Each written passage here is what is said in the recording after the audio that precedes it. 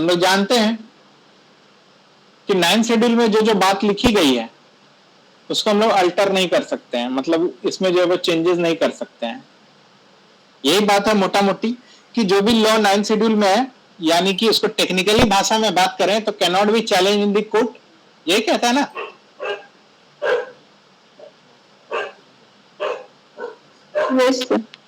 ये कहता है 9 शेड्यूल। तो यही बात जो है वो कहा। तो क्या ये 9th schedule doctrine of basic structure को हनन नहीं कर रहा है?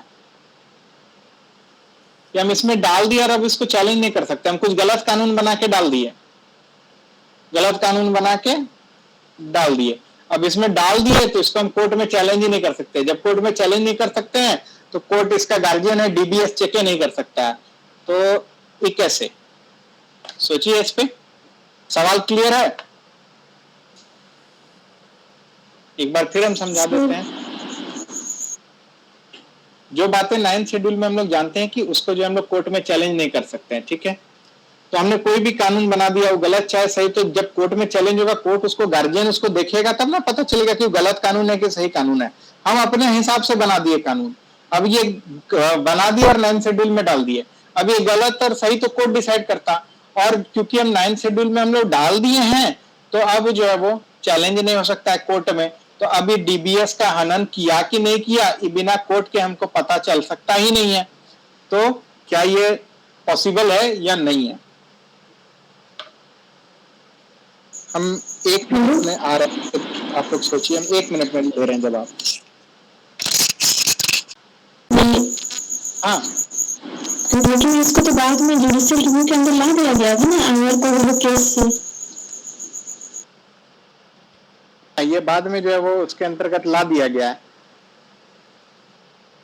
अब तो जुडिशियल रिव्यू किया जा सकता है, मतलब इसका वो जुडिशियल रिव्यू इसका किया जा सकता है, लेकिन उसके पीछे एक और ये है मैटर। ये तो बाद में कोल्हो केस वाले में जो है वो ला दिया गया है।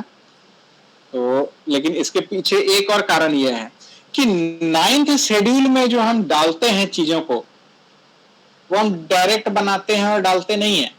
मतलब हम जो है कुछ खाना पकाए और लाके इसको 9th शेड्यूल में डाल दिए, नहीं। 9th शेड्यूल की चीजें कब आती हैं शेड्यूल में?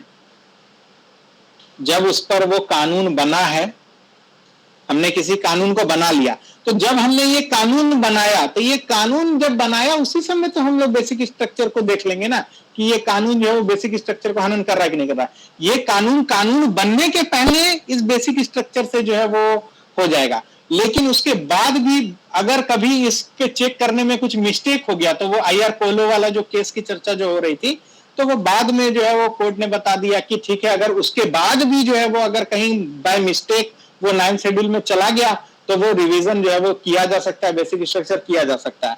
लेकिन 9th शेड्यूल में जो हम डाल रहे हैं, जिन एक्ट्स को डाल रहे हैं, जिन कानूनों को डाल रहे हैं, जिन लॉ को डाल रहे हैं, जिन मटेरियल को डाल रहे हैं, ये मटेरियल मटेरियलाइज होने के पहले ही तो डीबीएस पे चेक हो गया। हुआ कि नहीं हुआ? हम मान लीजिए इंटरनेट के यूज पर कोई कानून बनाए, तो हम क्या करते हैं, पहले बिल लाते हैं ना, बिल लाए, बिल पास हुआ, एक्ट बना। एक्ट बनने के बाद ना हम इसको डिसाइड करेंगे कि 9th में डालना है कि कहीं और रख देना है, फंडामेंटल में रख देना है कि डीपीएसपी में रख देना है, किस हिस्सा का है, ये कानून बनने के बाद ना पता चलेगा। तो जब ये कानून बनेगा, जब तक डीबीएस पे चेक नहीं होगा, जब तक इस पे कोर्ट ओके नहीं करेगा, तब तक तो ये कानून बनेगा ही नहीं। तो इसलिए जो 9th शेड्यूल में जो डाला जाता है वो ऑलरेडी जो है वो डीबीएस पे चेक्ड रहता है।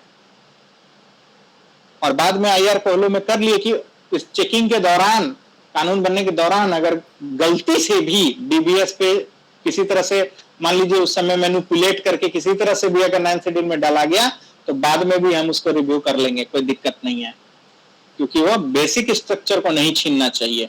तो कंक्लूजन इस बात का ये है कि किसी भी हाल में डीबीएस पे खरा उतरना ही है। अब चाहे किसी भी शेड्यूल में जाके आप उसको डालिए, बिना शेड्यूल के डालिए, डायरेक्ट आर्टिकल बना के डालिए, वो अपने कॉन्क्रीट फॉर्म में आने के पहले ही डीबीएस पे चेक हो जाएगा। कोई दिक्कत? तो अभी ऑनलाइन, हाँ, एक और उदाहरण देना चाहते हैं। मान लीजिए ऑनलाइन एजुकेशन पे सरकार ने कानून बनाया, ठीक है, कि ऑनलाइन एजुकेशन 2 घंटा ही दिया जा सकता है, इतना इंटरनेट इसमें खपाया जा सकता है, इस तरह की चीजें जो है वो एक लॉ बना दिया। तो ये लॉ तभी बना जब ये डीबीएस पे चेक होगा, क्योंकि लॉ को जो है बनाने के लिए हम इस पे लाएंगे, इस पे डेलिब्रेशन होगा और इस पे तरह तरह की जो है वो बातें होंगी, बहस होगा, और जब हर तरह से इंश्योर हो जाएगा कि ये हमारे बेसिक स्ट्रक्चर को, फंडामेंटल राइट को या अन्य अन्य अन्य कॉन्स्टिट्यूशन को किसी तरह से हनन नहीं कर रहा है, तभी जाके ना ये लॉ बनेगा। और जब ये हनन नहीं कर रहा तो अब हम लॉ को हम कहीं भी डालें, 9th में डालें, 10 में डालें, जहां भी हमको सूटेबल लगे। हाँ, पूछिए, कुछ पूछ रहे थे सर, अगर